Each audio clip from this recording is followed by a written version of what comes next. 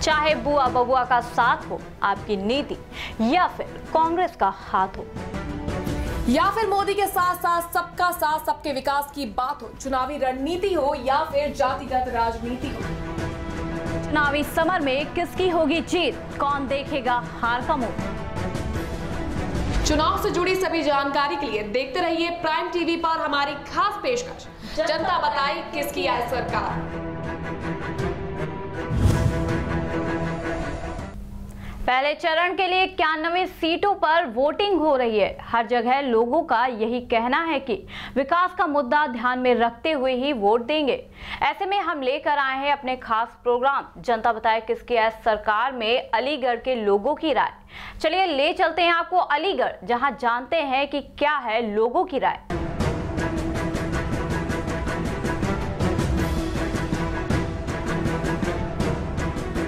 नमस्कार दोस्तों, मैं खालिद अंसारी, प्राइम टीवी में आपका स्वागत है। इस वक्त मौजूद है हम अलीगढ़ के शहर में।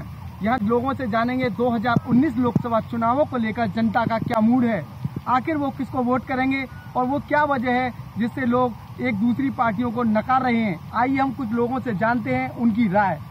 क्या नाम है आपका? तपन जी, ये बताइए किस तरह की राय है चुनावों को लेकर आपकी? चुनाव में जो हम वोट करेंगे वो तो बीजेपी को करेंगे सर। क्या वजह है बीजेपी को वोट करने की? बीजेपी ने काम किया है, सड़क बनवाई है, हमारे यहाँ की लाइट 24 घंटे आ रही है और पहले से ज़्यादा पहले जो मारकाट थी, छीना झपटी थी, चोरी उठाईगिरी, इन सब पे अंकुश लगाया, कंट्रोल हुआ है। जो आप बता रहे हैं कि अंकुश लगाए, लेकिन सबसे ज़्यादा जो रेप कांड है वो चोरी और लूट और जो डकैती हुई है इसी सरकार में हुई है, उसके बारे में क्या कहेंगे? हमारे अलीगढ़ में तो सर कम हुई है, हमें और जगहों की पता नहीं है।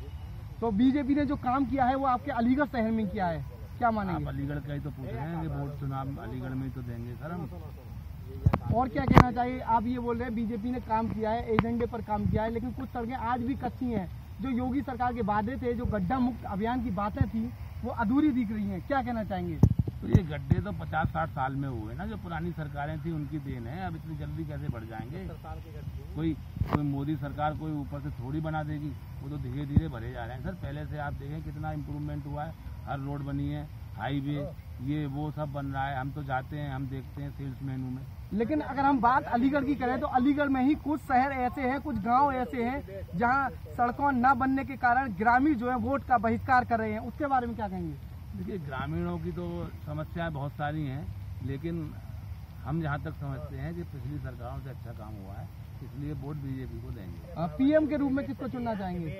जाहिर सी बात है सर, प्रधानमंत्री नरेंद्र मोदी होनी चाहिए हमारे यहाँ के। क्यों? अरे उन्होंने अपने देश का मान बढ़ाया है। पहले से जो है जो कुछ है हमारे देश को लोग और ऊंची नजरों से देख रहे हैं।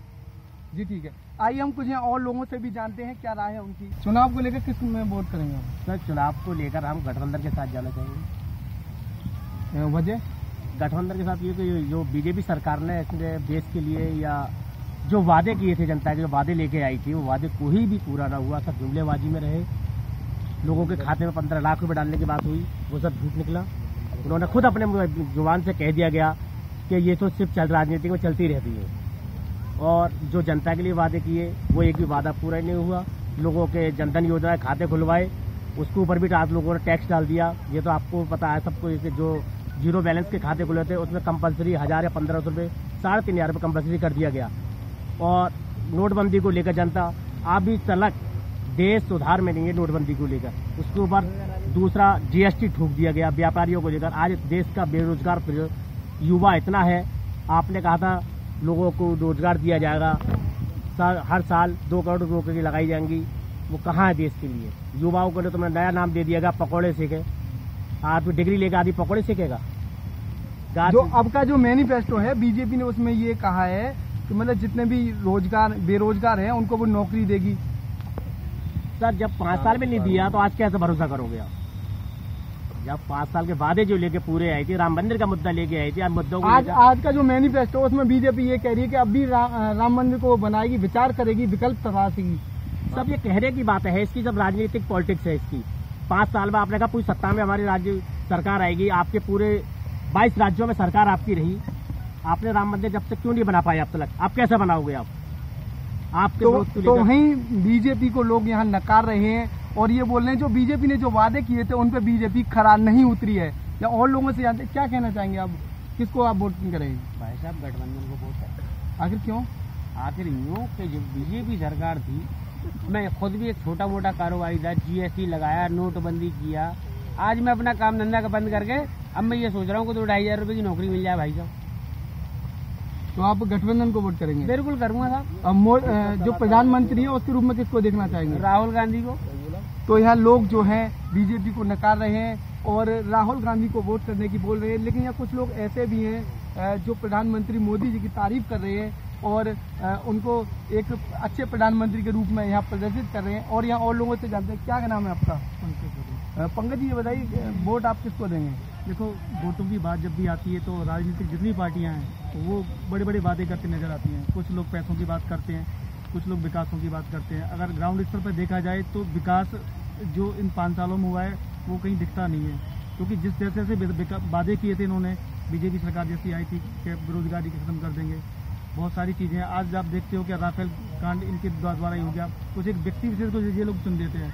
पर आज जनता भी इन 5 सालों में कहते हैं गड्ढा मुक्त होंगे, गड्ढा मुक्ति भी नहीं हुए।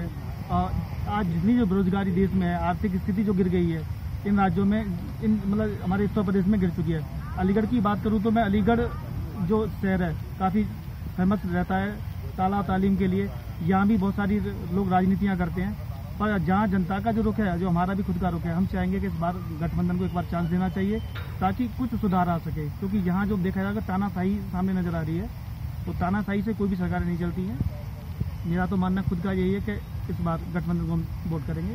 और जो मैनिफेस्टो है बीजेपी का, बीजेपी बोल रही है इस बार वो राम मंदिर बनाएंगे। देखो, राम मंदिर तो बनेगा ही नहीं, क्योंकि राम मंदिर बन गया तो किसी तरह की राजनीति खत्म हो जाएगी। तो मेरा जो खुद का आंकलन है कि राम मंदिर बनेगा ही नहीं।